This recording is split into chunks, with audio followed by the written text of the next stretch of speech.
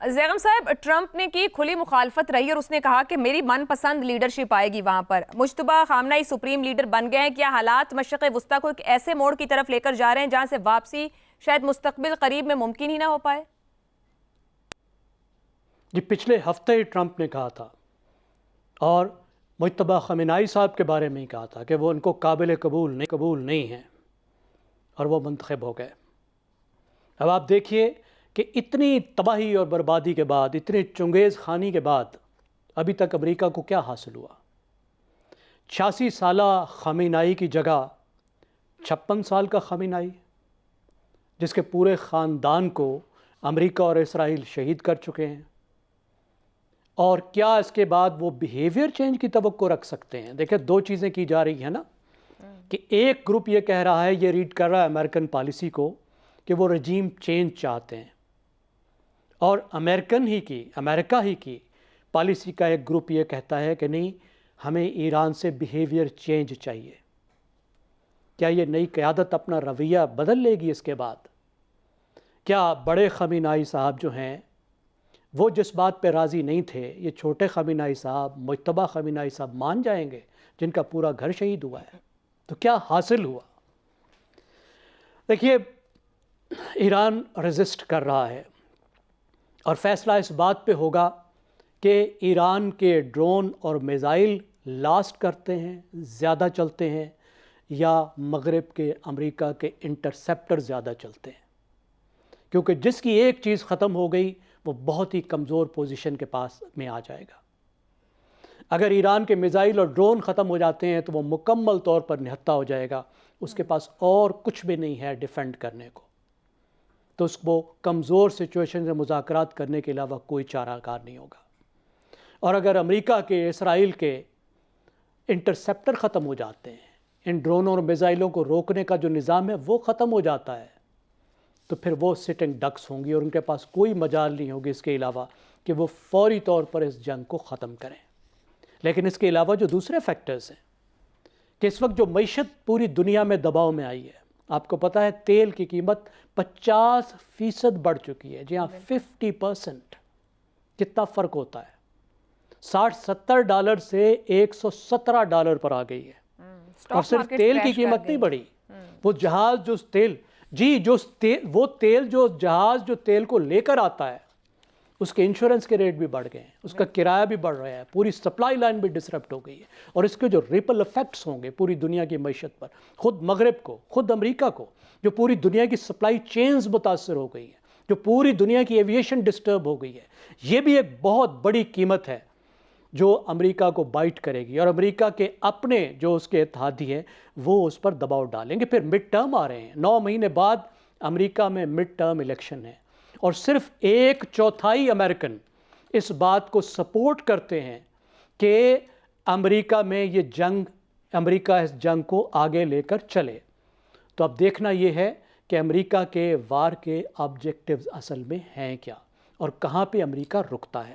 اور اس میں امریکہ کے وار امریکہ اپنے مفاد کے لیے لڑ رہا ہے اور کتنے پرسنٹ وار اس کے لیے، اسرائیل کے لیے لڑ رہا ہے، ایک بڑی اثر ڈالنے والی چیز ہوگی. مارکو روبیو صاحب جو سیکریٹری آف اسٹیٹ ہیں، وہ کہتے ہیں کہ ہمارا جو ہدف ہے وہ بیلسٹک میزائلز کو ختم کرنا ہے. پیٹر ہیگسیت جو ہیں، جو ڈیفنس سیکریٹری ہیں، وہ کہتے ہیں کہ ہمارا اس کے علاوہ مقصد جو ہے وہ نیوکلیر کیپیبلٹی کو بھی ختم کرنا ہے. اور خود جو صدر ہیں، امریکہ کے صدر ہیں، ریاستہائے متحدہ امریکہ کے، وہ ہر روز ایک نئی بات کرتے ہیں، الگ بات کرتے ہیں. لیکن خیال یہی ہے کہ آگے کچھ عرصے میں بغیر کسی رجیم چینج کے امریکہ اور اسرائیل کو یہ جنگ روکنی پڑے گی. زیغم صاحب، روس، چین جیسی عالمی طاقتیں ہوں، اسپین جیسی یورپی طاقت ہو، یا انڈونیشین مسلم کنٹری ہے، اس خوفناک تصادم کے روکنے کے لیے کوئی مشترکہ حکمت عملی یہ سب بنا پائیں گے، کامیاب ہو پائیں گے؟ میں نہیں سمجھتا کہ کوئی ایسی مشترکہ حکمت عملی اتنی جلدی میں بن پائے گی کہ جس کی وجہ سے اس جنگ کے ختم ہونے پر یا اس جنگ پر کوئی اثر ڈالا جا سکے. دیکھیں، امریکہ جو جنگ کر رہا ہے، ظاہر ہے اس کا مقصد صرف علاقائی نہیں بلکہ عالمی بھی ہے. وہ طاقت کا جو عالمی منظرنامہ ہے اس میں اپنی بالادستی برقرار رکھنا چاہتا ہے. اور جب اپنی بالادستی برقرار رکھنا چاہتا ہے تو پھر کس کی بالادستی کو روکنا چاہتا ہے؟ ظاہر ہے ایک ابھرتے ہوئے چین کی بالادستی کو، اس کے اثر رسوخ کو روکنا چاہتا ہے، روس کے اثر رسوخ کو بھی روکنا چاہتا ہے۔ اب یہ دونوں ملک ایران کی مدد تو کر رہے ہیں، انہوں نے مدد تو کی ہے، لیکن ایک حد تک۔ مثال کے طور پر ایران کا جو میزائل کا پروگرام ہے، جس کے ذریعے سے ایران اپنا دفاع کر رہا ہے، وہ ان ملکوں کی مدد کے بغیر تو ممکن نہیں تھا۔ یہ میزائل جہاں جا کے لگ رہے ہیں، اس کے لیے کچھ سیٹلائٹ کی ضرورت ہے نا، اور سیٹلائٹ جو ہیں وہ امریکہ کا جی پی ایس تو یوز نہیں کر رہے، ظاہر ہے روس یا چین کا جو سیٹلائٹ سسٹم ہے اسی کو ہی ایران یوز کر رہا ہے۔ لیکن روس اتنی ہی مدد کر سکتا ہے ایران کی کہ اس کی اپنی جنگ پہ اثر نہ پڑے۔ پھر آپ دیکھیے کہ ان دونوں ملکوں نے وہ مدد تو دی ہے جس کی وجہ سے ان کا میزائل پروگرام بن گیا، کچھ سیٹلائٹ کی سپورٹ مل گئی، لیکن جو جدید ہتھیار چاہیے تھے ایران کو وہ ان دونوں ملکوں نے نہیں دیے، ان کی فضائیہ نہیں بنائی، کوئی کھلی ایسی سپورٹ نہیں کی جس کی وجہ سے جو ایران کی افواج ہیں وہ مضبوط ہو سکیں۔ تو یہاں سے ان کی لمیٹیشن ظاہر ہوتی ہے کہ ایک حد سے زیادہ جو بڑی طاقتیں ہیں وہ رسک نہیں لینا چاہتی۔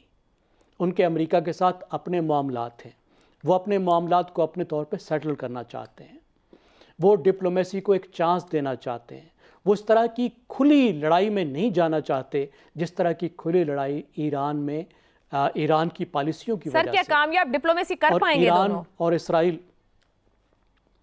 میں نہیں سمجھتا کہ بہت کوئی کامیاب ڈپلومیسی ہو پائے گی ابھی۔ میں یہی سمجھتا ہوں کہ امریکہ کے اپنے مفادات، مغرب کے مفادات، امریکہ کے اتحادیوں کے مفادات، دنیا کی معیشت، یہ وہ فیکٹرز ہوں گے جس کی وجہ سے یہ جنگ بند ہوگی۔ درست ہو گیا۔ حسن نثار صاحب، کیا امریکہ کو اب ایسے ایران کا سامنا کرنا پڑے گا جو آیت اللہ خامنئی کے دور سے بھی زیادہ سخت گیر اور ناقابل سمجھوتا ہوگا؟ دیکھیں، سوال آپ کا کیا ہے کہ جنگ کیا رخ اختیار کرتی ہے؟ میں نے جو مڑا موٹا کو پڑھا ہے آج تک، میرے نزدیک تو جنگ کا صرف ایک ہی رخ ہوتا ہے۔ دنیا کی کوئی جنگ ایک سے زیادہ رخ نہیں رکھتی۔ وہ رخ کیا ہے؟